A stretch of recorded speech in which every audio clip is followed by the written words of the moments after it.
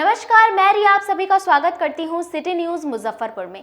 चलिए करते हैं शुरुआत आज की मुख्य खबरों के साथ। हेडलाइन की प्रायोजक है चुन्नीलाल मेगा मॉल। अपराध की योजना बना रहे 7 शातिर बदमाशों को पुलिस ने हथियार के साथ किया गिरफ्तार। योग गुरु बाबा रामदेव को महिला के पहनावे पर टिप्पणी करना पड़ा भारी, कोर्ट में आपराधिक मुकदमा हुआ दर्ज। और कला संस्कृति एवं युवा विभाग ने अम्रपाली ऑडिटोरियम में युवा महोत्सव का किया आयोजन। तो ये थी आज की मुख्य खबरें। अब खबरें विस्तार से। अपराध की योजना बना रहे 7 अपराधियों को हथियार के साथ पुलिस ने दबोचा। सेल्यूलर कंपनी के ड्राइवर को इनके लोगों ने मारी थी गोली। जिला पुलिस को फिर मिली बड़ी सफलता। जिले के अलग अलग थाना क्षेत्रों में हुई गोलीबारी और लूट की घटना को अंजाम देने वाले 7 शातिर बदमाशों को हथियार और मादक पदार्थ के साथ पुलिस की गठित विशेष टीम के द्वारा गिरफ्तार किया है। सभी बदमाशों ने अपनी संलिप्तता स्वीकार की है। इन सभी का पहले भी कई घटनाओं में आपराधिक इतिहास रहा है। साथ ही सदर थाना क्षेत्र के अलकापुरी में पिछले दिनों एक सेल्यूलर कंपनी के स्कॉर्पियो ड्राइवर प्रशांत कुमार को गोली मारने के मामले में पुलिस ने उत्भेदन कर लिया है। इसमें शूटर समेत 7 को गिरफ्तार किया गया है। इसकी जानकारी एसएसपी जयंतकांत ने दी। उन्होंने कहा कि इनके पास से लूटी गई बाइक समेत अन्य सामान बरामद हुआ है। इनकी गिरोह ने कांटी में घटना को अंजाम दिया था। दोबारा एक आपराधिक घटना को अंजाम देने की साजिश रच रहे थे। तभी पुलिस ने छापेमारी कर 7 बदमाशों को गिरफ्तार कर लिया है। में मुजफ्फरपुर में लगातार 3 क्राइम हुए जिसमें फायरिंग इंसिडेंट का क्रिमिनल्स द्वारा फायरिंग की गई। इस मामले में काटी में 2 केसेस हुए जिसमें एक बाइक को लूटा गया और एक बाइक को लूटने की कोशिश की गई। और इसके अलावा सदर में एक जियो के जो मैनेजर थे उनके ड्राइवर को ऊपर फायरिंग की गई और जिसमें जियो के मैनेजर को जान से मारने का प्लान था। इस सभी मामले में पुलिस ने एफआईआर दर्ज करी और एफआईआर दर्ज करने के बाद में पुलिस की टीम ने इन्वेस्टिगेशन करना शुरू किया। पिछले 24 घंटे पूर्व पुलिस को इस बात की सूचना मिली कि कुछ अपराधी इकट्ठा होकर के फिर से इसी प्रकार की एक वारदात करने वाले हैं। इस संबंध में डीएसपी वेस्ट और डीएसपी टाउन के नेतृत्व में एसएचओ कांटी और एसएचओ सदर के द्वारा बनाई गई टीम ने मौका वारदात पे काटी पे रेड की। रेड के दौरान 7 लोगों को अरेस्ट किया गया जिनके पास से एक पिस्टल और काफ़ी बड़ी मात्रा में मादक पदार्थ को बरामद किया गया है। जब इनसे आगे पूछताछ की गई तो इनके पास से बरामद 2 लूट की मोटरसाइकिल, इसके अलावा अन्य लूट का सामान भी बरामद हुआ। और आगे जब इनसे पूछताछ हुई तो इन्होंने सदर थाना क्षेत्र में जियो मैनेजर के ऊपर की गई फायरिंग की बात को स्वीकार किया और वहां से पुलिस ने जो सीसीटीवी फुटेज प्राप्त की है उसमें भी इनके बारे में साक्ष्य मिले हैं। इस प्रकार 3 बड़े केसेस का जिसमें फायरिंग इंसिडेंट हुआ और दहशत फैलाने के लिए जियो के मैनेजर के ऊपर जो फायरिंग का इंसिडेंट हुआ उस सभी मामले का पुलिस ने खुलासा करते हुए 7 लोगों को आर्म्स के साथ अरेस्ट किया है। क्यों मारना चाहते थे सर ये लोग? ये जो अभी हम लोगों ने इन सबसे पूछताछ की है इसमें सभी लोगों का क्रिमिनल हिस्ट्री है और ये लोग पहले से भी कई केसेस में जेल जा चुके हैं।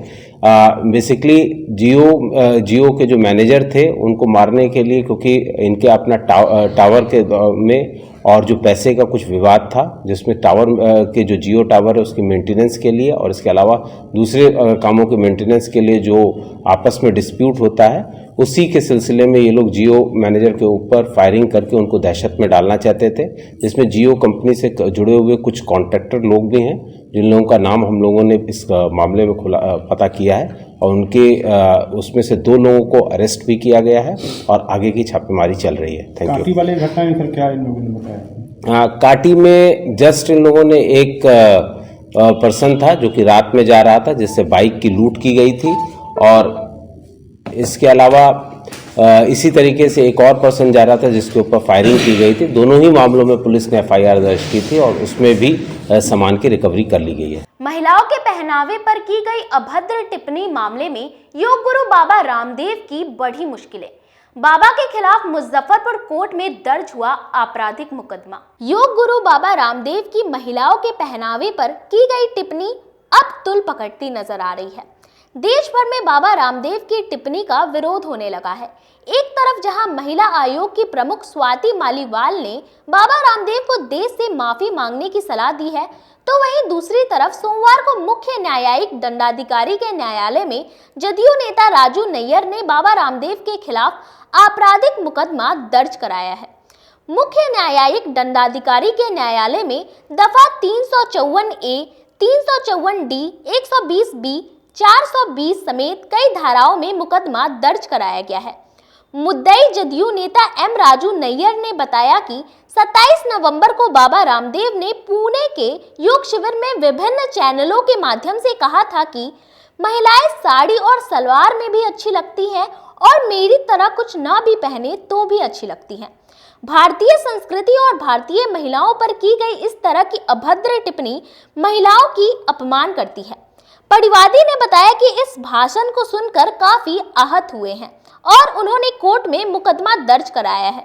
वहीं परिवादी के अधिवक्ता मनोज कुमार ने कहा है कि न्यायालय में मामले को गंभीरता से लेते हुए सुनवाई की तिथि 7 दिसंबर को मुकर्रर की गई है। बाबा रामदेव द्वारा जो पुणे के एक शिविर में उन्होंने योग शिविर में महिलाओं पर जो अपमानजनक बयान उन्होंने दिया है, वो पूरे भारतवर्ष को, भारत की संस्कृति या भारत की महिलाएं जो हैं उनको शर्मसार करने का काम किया है। उन्होंने ऐसा बयान दिया है कि जब मैंने टीवी चैनल पर देखा तो देख के मेरा दिल आहत हो गया कि ये बाबा रामदेव जो देख के लोग इससे बहुत ज़्यादा प्रेरणा हासिल करते थे, बाबा का एक अलग ही उद्देश्य था, लेकिन ये महिलाओं पर ऐसा अभद्र टिप्पणी किया कि महिला साड़ी में भी अच्छी लगती है, सलवार में भी, और नंगे वस्त्र में अगर ना पहने तब भी अच्छी लगती है। तो ये बाबा पूरी तौर से भ्रष्ट हो चुका है। जैसे राम रहीम बाबा और भी जितना चिन्मयानंद बाबा जैसे भ्रष्ट बाबा थे, उसी तरह ये भी बाबा का ही जो चरित्र जो था वो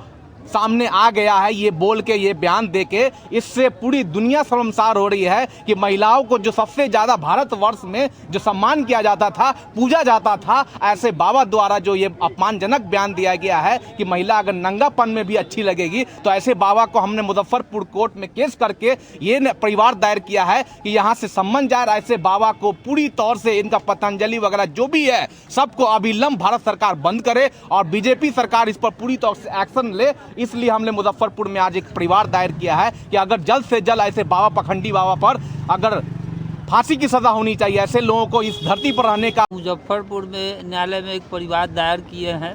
परिवादी एम राजू नैयर सामाजिक कार्यकर्ता जदयू नेता भी हैं और उनके तरफ से जो दायर है, तो बाबा रामदेव जो पुणे में शिविर में इस तरह का टिप्पणी, अभद्र टिप्पणी पूरे देश में सामाजिक रूप से नहीं, पूरे सभ्यता संस्कृति, हमारा भारत मुल्क का जो देश है वह सीता की जननी है, धरती है, उसमें ऐसा किया गया है इनके द्वारा टिप्पणी कि मैं सलवार सूट में भी लड़की, महिला या जो भी रूप में रहती हैं उसके बाद ना भी रहें तो अच्छी लगेंगी। मैं जिस रूप में, यानी मैं अर्धनग्न भी हूँ, उस रूप को नहीं एक शर्मसार करने का काम किया है। इसलिए आहत होकर के एम राजू नैयर ने इसकी अगली सुनवाई जो है 7 दिसंबर को। पूर्व मंत्री सम्राट चौधरी ने मुख्यमंत्री नीतीश कुमार पर बोला हमला।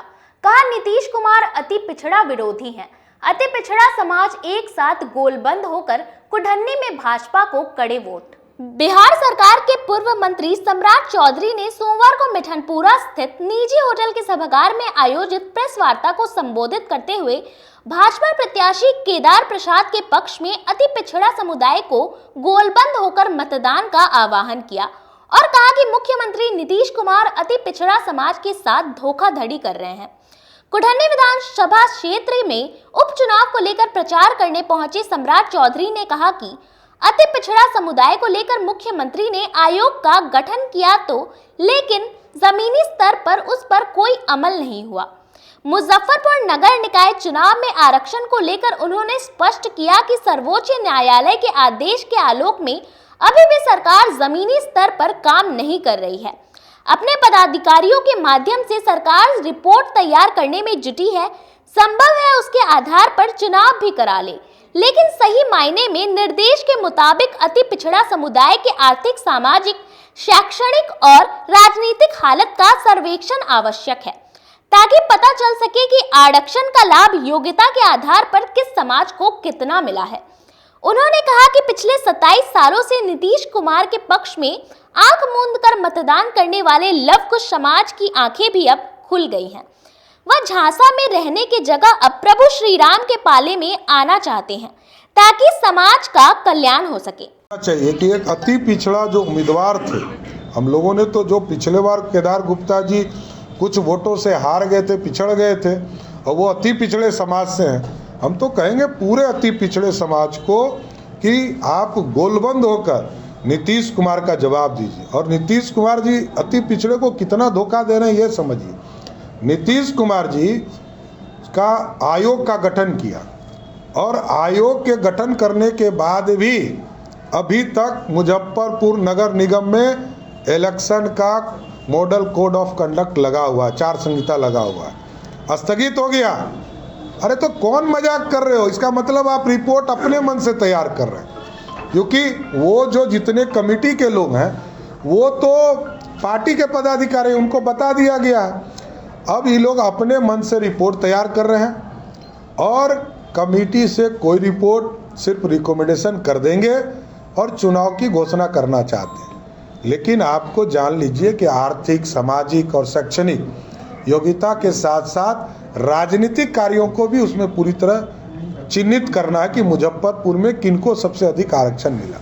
इसलिए मैं आज आपके माध्यम से ये कहना चाहता हूँ कि अति पिछड़े के समाज के साथ नीतीश कुमार धोखा कर रहे हैं। नीतीश कुमार जी नहीं चाहते कि अति पिछड़ा समाज आगे बढ़े। और लवकुश समाज तो 27 साल से वोट दे रहा था।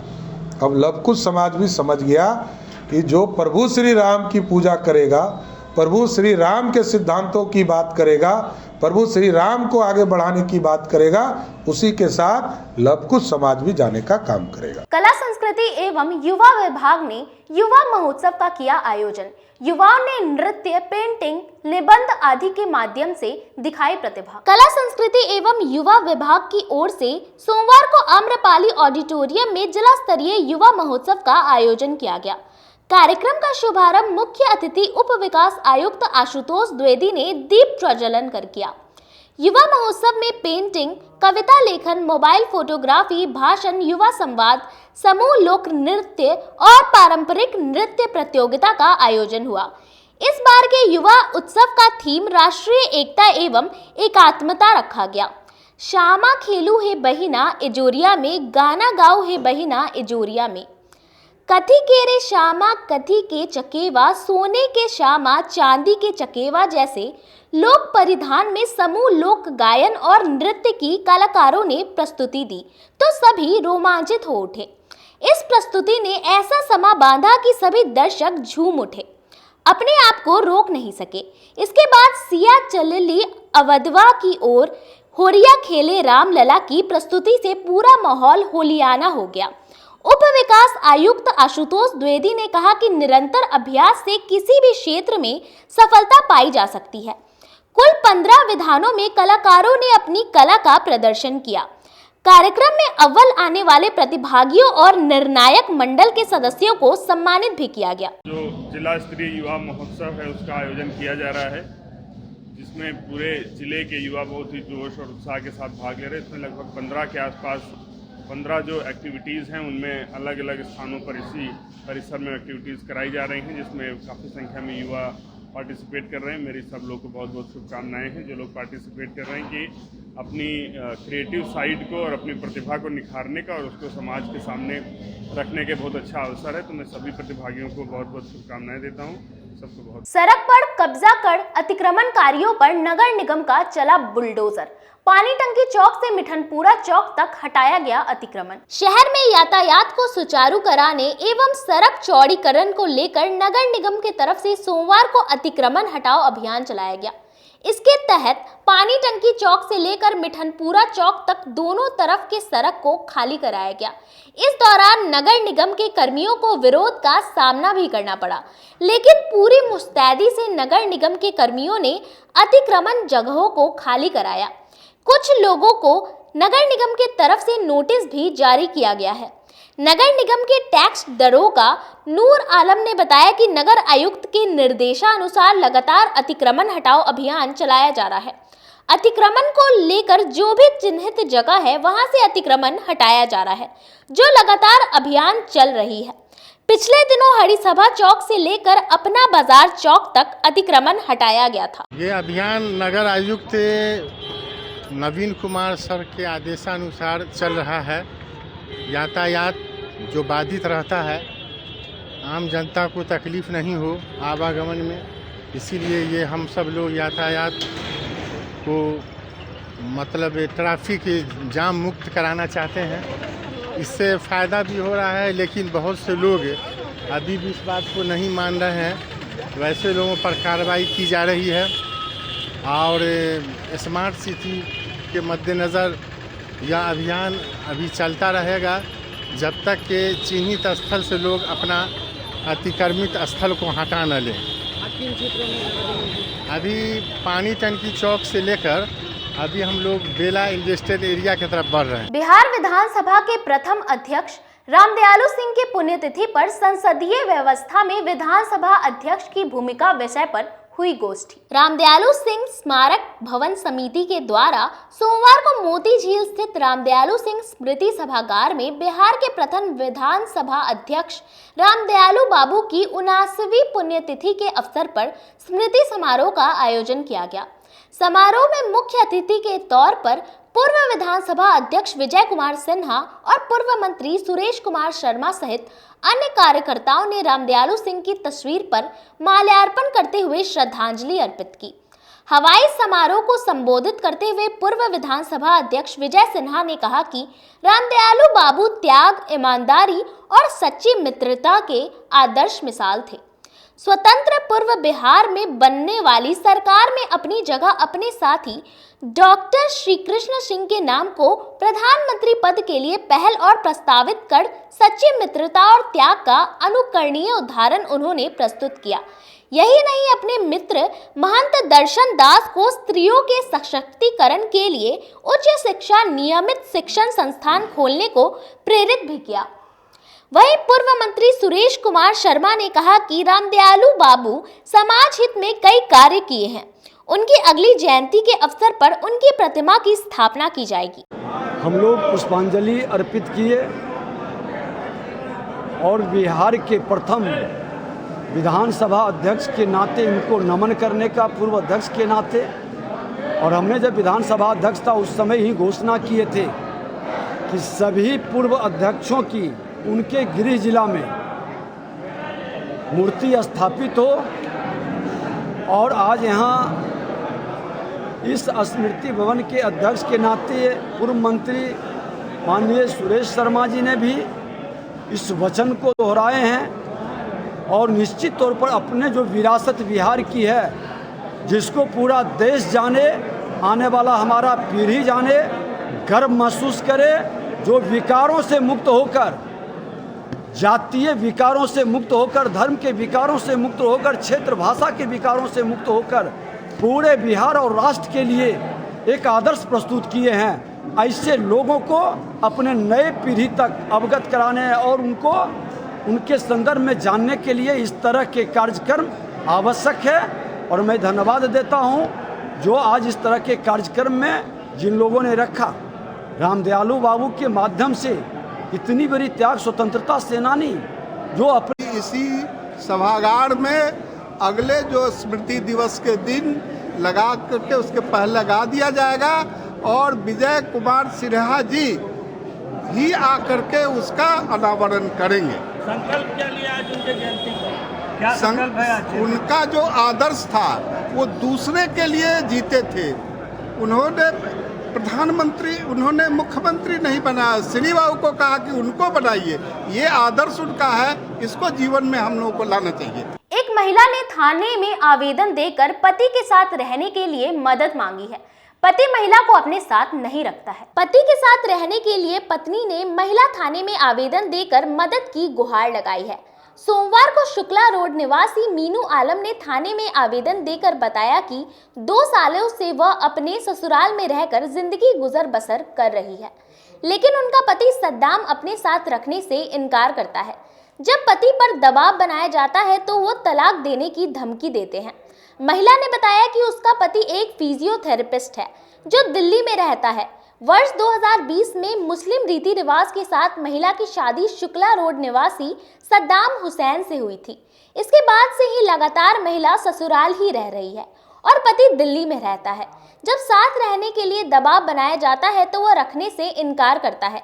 इसी मामले को लेकर आज महिला थाने में आवेदन दी गई और मदद की गुहार लगाई गई। इसमें मेरी सास है जहारा खातून, वो उनका पूरा सहयोग कर रही है और जो रेशमा है खाला है, लड़के की जो खाला है, वो इस चीज़ को रोक सकती हैं लेकिन वो इस चीज़ को बढ़ावा दे रही हैं। हमको मेरे शौहर के साथ हमको उनके साथ रहना है और वो अगर हमको नहीं रखेंगे तो हम फिर कुछ कर लेंगे अपने आप को।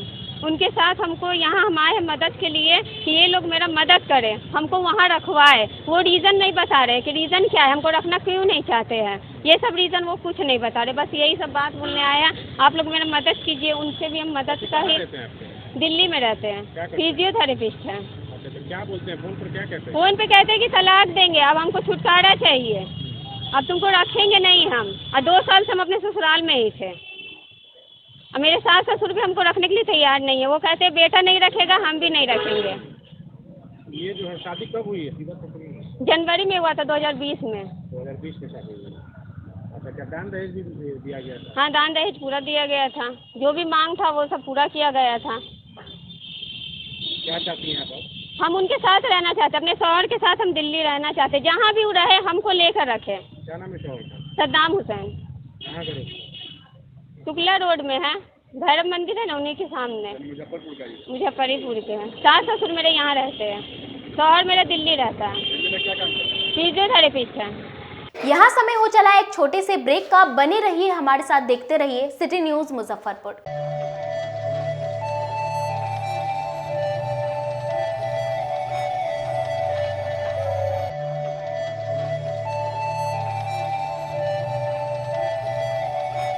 बाजार से सस्ता सबसे अच्छा चुन्नीलाल मेगा मॉल मुजफ्फरपुर में भी धूम मचाने के लिए आ गया है। शादी विवाह के लिए है लहंगे की सबसे बड़ी कलेक्शन। दुल्हन के मन को भाए यहाँ की ब्राइडल लहंगा चुन्नी। हम सभी का ख्याल रखते हुए परिधानों की पूरी रेंज एक ही छत के नीचे उतारे हैं, वो भी आपके बजट में। मल्टीनेशनल ब्रांड से लेकर लो रेंज तक के ब्रांडों की बेहतरीन कलेक्शन के साथ साड़ियों का अनंत संसार समेटे हुए हैं। दूल्हे राजा के लिए भी सूट और शेरवानी की लाजवाब रेंज। मेंस वेयर की भी ब्रांडेड कलेक्शन के साथ लो रेंज की भी है भरमार। बच्चों का भी हमने ख्याल रखा है, इसलिए सभी ब्रांडों का रेंज उतारा है। तो एक बार हमारे यहाँ अवश्य पधारें।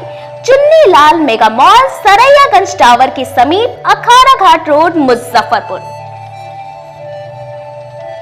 बच्चों का हमारे यहाँ आपको 250 रुपये से स्टार्टिंग होगा। कुर्ती अगर सेट में लीजिएगा तो 500 रुपये से स्टार्टिंग हो जाएगा। प्लाजो सेट हाईएस्ट आप चले जाइए 3000, 4000, 10,000 तक भी मिलेगा आपको बनारसी से। 250 रुपये से सारी स्टार्टिंग हो जाएगा हमारे यहाँ, आपको 40,000 तक चला जाएगी। जिले की शान बन चुकी बाबा लहठी अब लोगों की जरूरत बन चुकी है। अत्याधुनिक रेंज और भरोसे को समेटे हुए लोगों के लिए नई नई डिजाइनर लहठी उतारते रहते हैं। ऐश्वर्या राय बच्चन, सचिन तेंदुलकर की पत्नी से लेकर न जाने कितने सारे नामी हस्तियां इस लहठी के दीवाने हो चुके हैं। लोगों के साथ ने ही बाबा लहठी की पहचान देश से लेकर विदेश तक बनाई है। ऐसा साथ बनाए रखने के लिए आप लोगों का तहे दिल से धन्यवाद।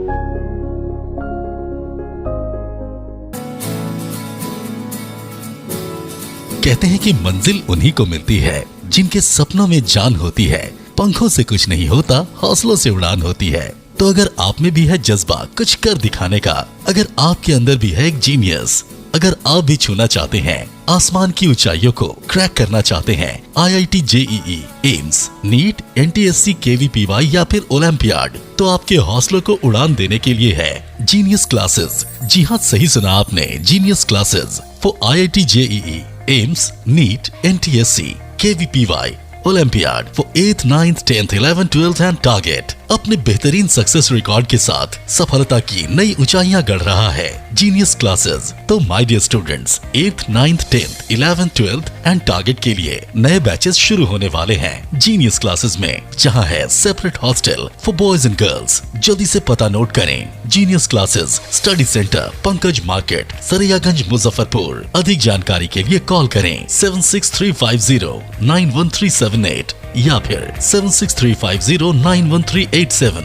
या फिर आप कॉल कर सकते हैं 7635091396 या 9006911690 पर या फिर 9128482268। Genius Classes. For more information, visit our website www.geniusclasses.in or email us on info@geniusclasses.in. Registrations are open and new batches are starting soon.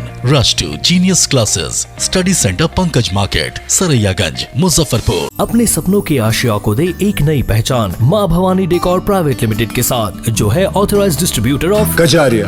देश की मिट्टी से बनी टाइल से देश को बनाते हैं। और जहां मिलती है सभी प्रकार के Indian and imported granite, marble, sanitary एवं कोटा स्टोन का अनोखा एवं आकर्षक संग्रह। माँ भवानी डेकोर प्राइवेट लिमिटेड मतलब a complete floor solutions. New 0 mile Dadar road, Muzaffarpur. Call 9934753111। आपका भरपूर प्यार और साथ मिलने के कारण ग्राहकों की सुविधा को देखते हुए नीलकमल का फैक्ट्री आउटलेट का दूसरा ब्रांच अखाड़ा घाट रोड KFC के सामने खुल गया है, जिसमें ग्राहकों को सभी प्रोडक्ट पर विशेष छूट दी जा रही है।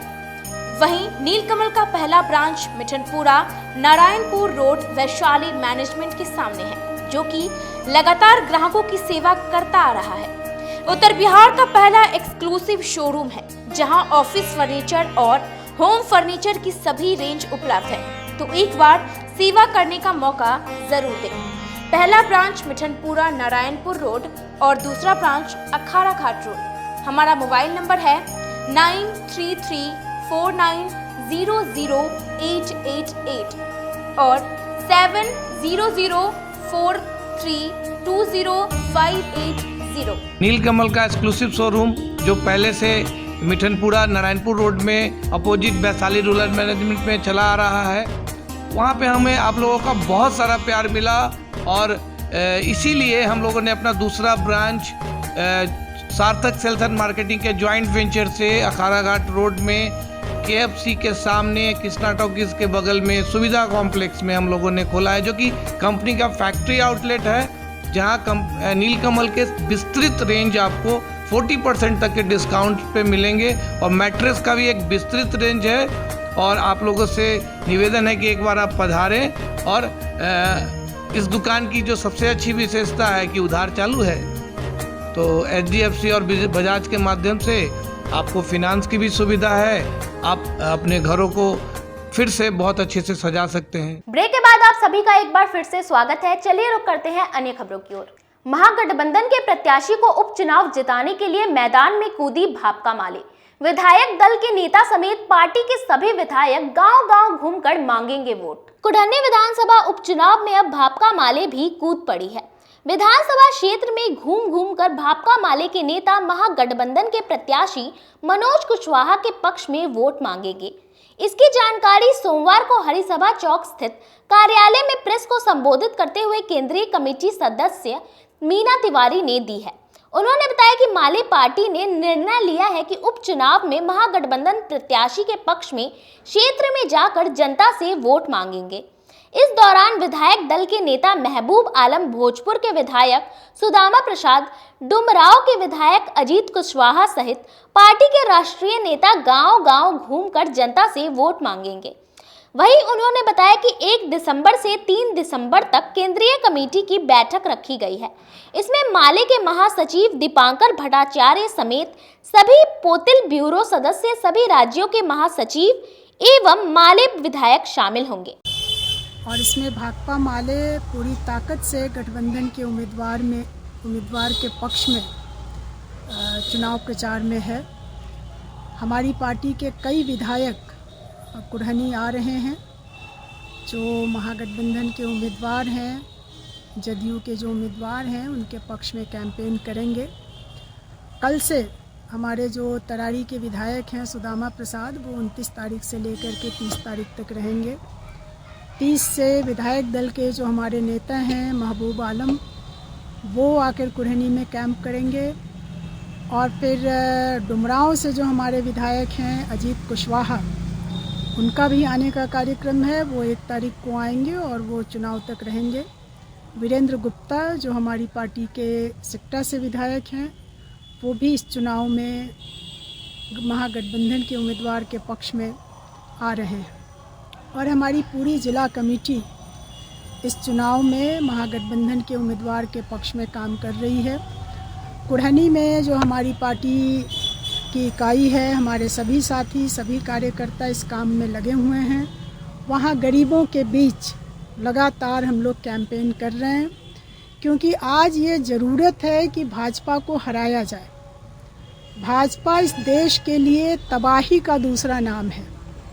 बिहार में सत्ता से हटने के बाद लगातार हम लोग देख रहे हैं कि भाजपा जिस तरह का प्रयास कर रही है, जिस तरह के एजेंडों को सामने ले आ रही है, ये बिहार के लिए भी तबाही ले आएगा। तो इसलिए भाजपा को हराने के लिए हम पूरी ताकत से महागठबंधन के उम्मीदवार के पक्ष में खड़े हैं। और हम कुरहनी के आम मतदाताओं से अपील करेंगे कि वो महागठबंधन के उम्मीदवार को जिताएं। मैं खुद भी वहाँ जाऊँगी, 2-3 दिनों तक वहाँ कैंपेन का प्रोग्राम है और वहाँ हम लोग इस काम को कर रहे हैं।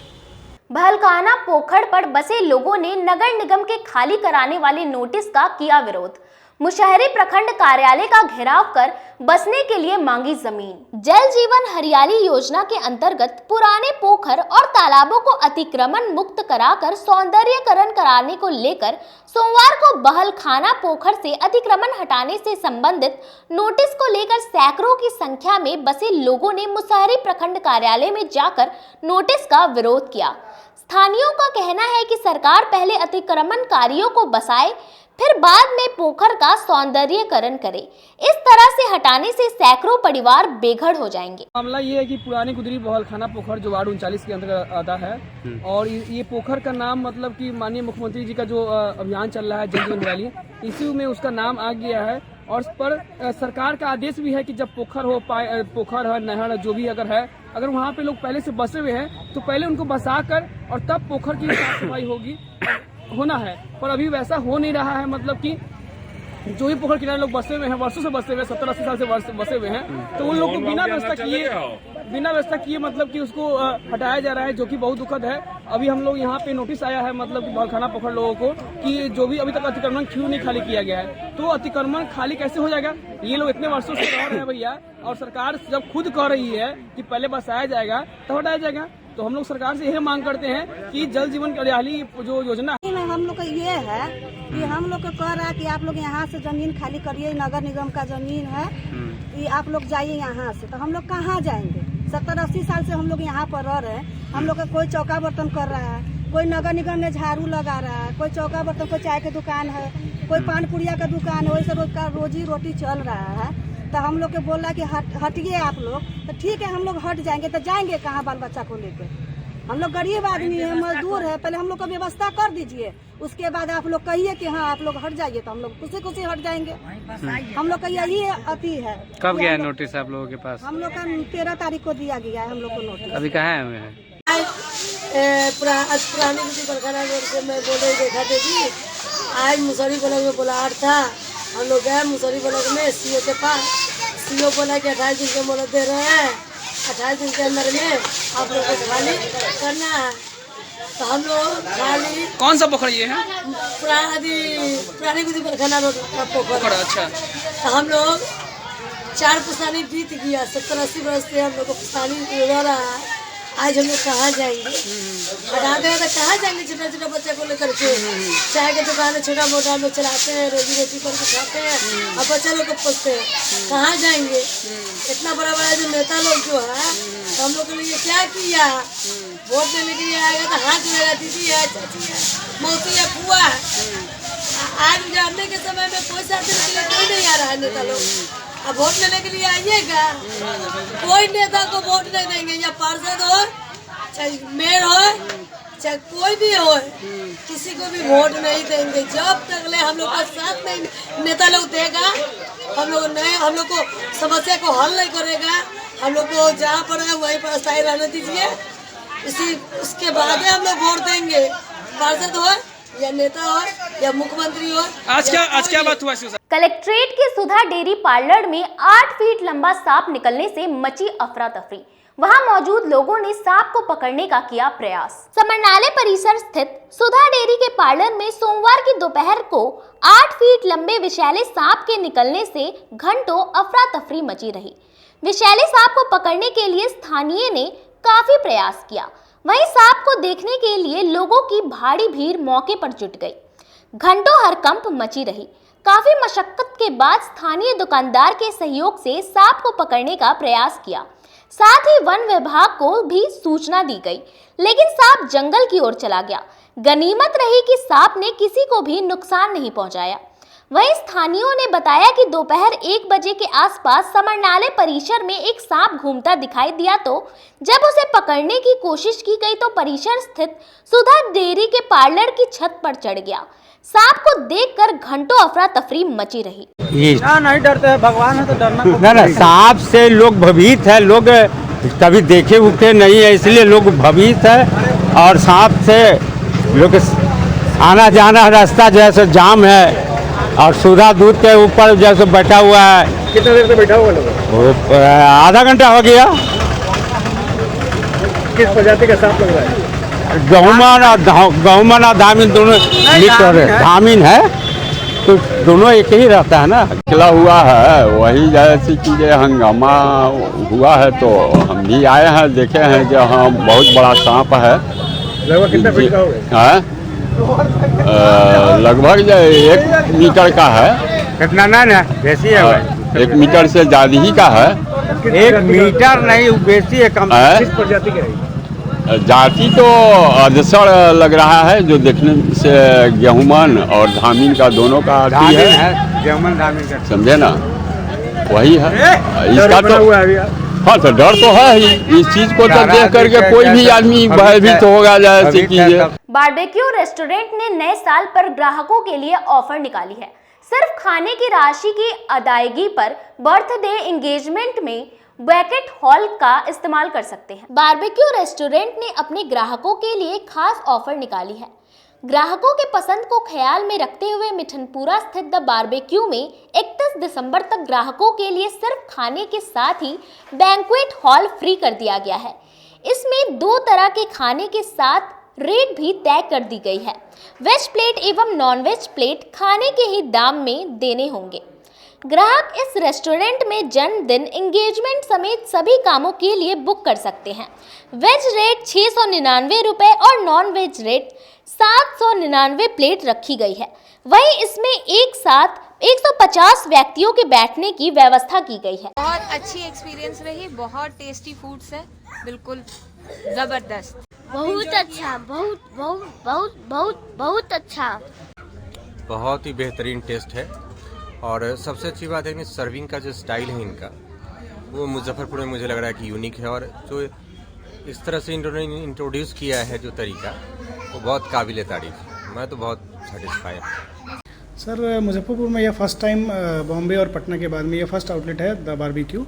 और यहाँ पे जैसे अवेयर होंगे बाहर में, जैसे अनलिमिटेड कॉन्सेप्ट का जो रेस्टोरेंट है, तो यहाँ पे सेम है वैसे ही द बारबेक्यू करके है, जहाँ पे 70+ almost starter, main course, nonveg सब कुछ मिलता है आपको।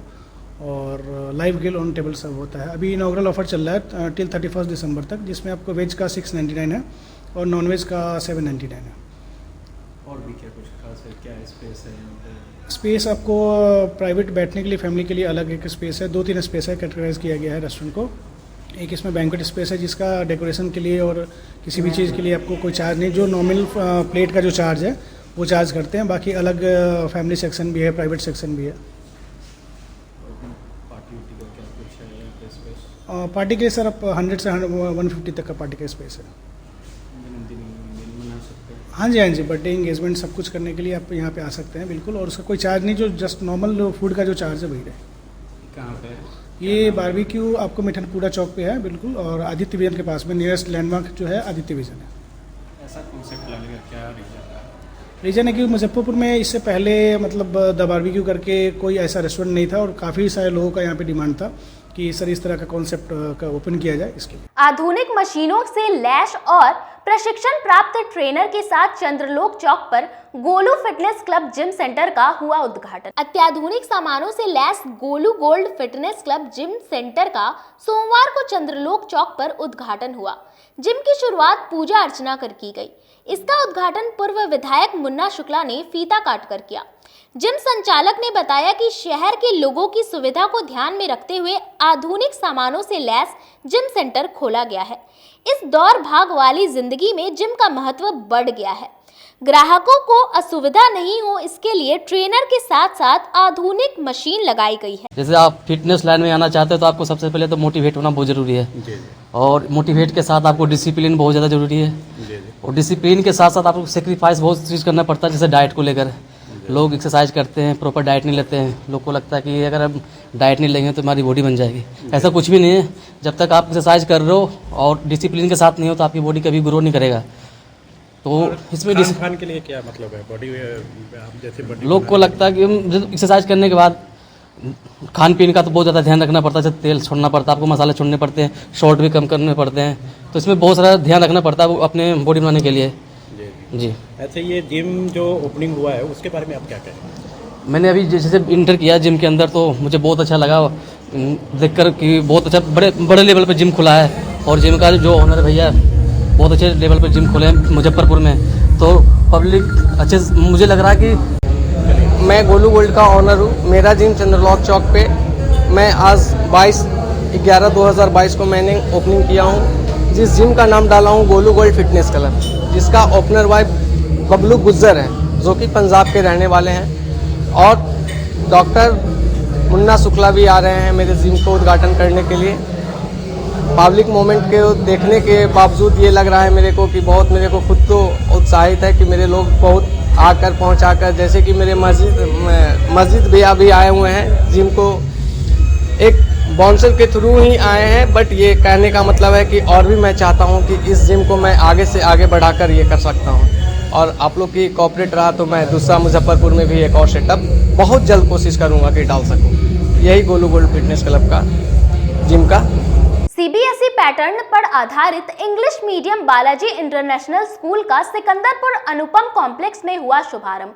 स्कूल नई तकनीक पर है आधारित। सीबीएसई पैटर्न पर आधारित बालाजी इंटरनेशनल स्कूल का सोमवार को सिकंदरपुर स्थित अनुपम कॉम्प्लेक्स में उद्घाटन हुआ। इसका उद्घाटन नगर विधायक विजेंद्र चौधरी ने फीता काटकर किया। इस अवसर पर स्कूल के चेयरमैन वी आनंद ने बताया कि स्कूल में अत्याधुनिक क्लासरूम के साथ साथ ग्रुप स्टडी के लिए हॉल बनाया गया है। इसके अलावा सीबीएसई पैटर्न पर आधारित स्कूल है। इसमें बच्चों को सिलेबस के साथ साथ कंपटीशन की भी तैयारी कराई जाएगी। 10वीं के बाद बच्चों को कंपटीशन के लिए अलग कोचिंग लेने की आवश्यकता नहीं होगी। बच्चों को सिलेबस के दौरान ही कंपटीशन के लिए तैयार कर दिया जाएगा। इसमें स्वच्छ वातावरण के साथ इंग्लिश माध्यम से पढ़ाई होगी। आए नए दिन में नया नया प्रयोग हो रहा है, नया नया शिक्षा का तरीका बदल रहा है, तो निश्चित तौर पर इस तरह के शिक्षण संस्थान खुलने से मुजफ्फरपुर के लोगों को बहुत लाभ मिलेगा। इसके लिए हम बहुत बहुत शुभकामना देते हैं कि ये स्कूल चले और जब यहाँ के संस्थापक से भी आग्रह करेंगे कि इस स्कूल की शिक्षा नीति अच्छी हो जिससे कि बच्चे यहाँ से पढ़ के जाएँ तो उसको अपने भविष्य को तय करने में देर नहीं लगे, परेशानी नहीं हो। कॉम्पिटिटिव युग है, इसलिए हमारी शुभकामना है कि ये अच्छा से चले और इसमें संख्या बढ़े। नई तकनीक पर विशेष जोर दिया जा रहा है जिसमें बच्चों पर मानसिक दबाव बहुत ज़्यादा बन रहा है। उस दबाव को कम करते हुए बालाजी के अनुकंपा से, उनके आशीर्वाद से ऐसे विधि विधान को आगे बढ़ाया जा रहा है जिसमें विज्ञान और तकनीकी का विशेष योगदान दिया जा रहा है। बच्चों पर बोझ कम होगा और मुजफ्फरपुर के ही नहीं समस्त जगह हम शिक्षा प्रणाली में वो तकनीक को विकास कर रहे हैं जिसमें पेपरलेस सिस्टम को डेवलप किया जा सके और जिस सिस्टम के द्वारा बच्चों का मानसिक, शारीरिक और आध्यात्मिक संपूर्णता विकास हो सके, सर्वांगीण विकास हो सके, हॉलिस्टिक डेवलपमेंट, इसका एक प्रयास बालाजी इंटरनेशनल स्कूल है। किस प्रकार के कोर्सेज कराए जाएंगे? इसमें CBSE पैटर्न को हम सरकार के जो नियम है, नीति हैं, न्यू एजुकेशन पॉलिसी जो लागू है, नेप लागू है, उस सिस्टम को फॉलो करते हुए day scholars, day boarders and hostellers सबकी व्यवस्था रखे हुए हैं। इसमें advance education system, competition system, JEE और नीट का भी एजुकेशन के दौरान ही प्रिपरेशन और प्रैक्टिकल एजुकेशन दिया जाएगा। इतना इंस्टीट्यूट खुला हुआ है, इतना स्कूल खुला हुआ है और आप नया इंस्टीट्यूट खुला है, बड़ी चुनौती आपको है नया इंस्टीट्यूट खोलने का। जिंदगी में जर्रा जर्रा लोगों का आना जाना लगा रहता है, हर कदम कुछ न कुछ नया होता है। ये भी एक प्रयास है शिक्षा नीति में जो बहुत सारे अनुभवों के बाद किया जा रहा है। हर प्रयास कहीं ना कोई एक इतिहास रचता है, हम देखते हैं, समझते हैं और उस पर लगे रहते हैं, संघर्ष करते हैं। यही बुनियाद बनता है, यही भविष्य होता है और इस प्रयास के लिए किसी और की चुनौती को न समझते हुए अपने कार्य को करते रहना है। आप अभिभावकों को क्या संदेश देना चाहेंगे? अभिभावकों से इतना ही कहेंगे कि आज के समय में पहले की अपेक्षा ज़्यादा कंपटीशन है, इसलिए उनका शारीरिक, मानसिक और आध्यात्मिक, संस्कारिक विकास होना चाहिए। अगर इसके लिए केवल पढ़ाई पर प्रेशर लगाते हैं, शरीर गिरता है, जबरदस्ती करते हैं, मन टूटता है। उन सबको किसी भी प्रकार से एक प्रोजेक्टाइल ऑपरेशन के द्वारा, प्रैक्टिकल लैब के द्वारा, टेक्निक के द्वारा, तकनीक के द्वारा उनका मानसिक विकास कराते हुए हम उन्हें कॉम्पिटिटिव बनाते हैं और इसमें वो अपने बच्चों को पहचाने और उनके विकास के लिए योगदान दें। वो विद्यालय एक उनके लिए सहारा होगा। वो अपने बच्चों के लिए और इस भारत को नागरिकता एक अच्छा और सबल नागरिक बनाने के लिए वो अपने बच्चों को यहाँ जोड़े और इस तकनीक से जोड़े ताकि भारत का भविष्य और ज़्यादा गरिमामयी हो सके। खबरों का सिलसिला यही होता है समाप्त। अब मुझे और मेरी पूरी न्यूज टीम को दीजिए इजाजत। कल फिर मिलेंगे आपसे शहर की तमाम खबरों के साथ। नमस्कार।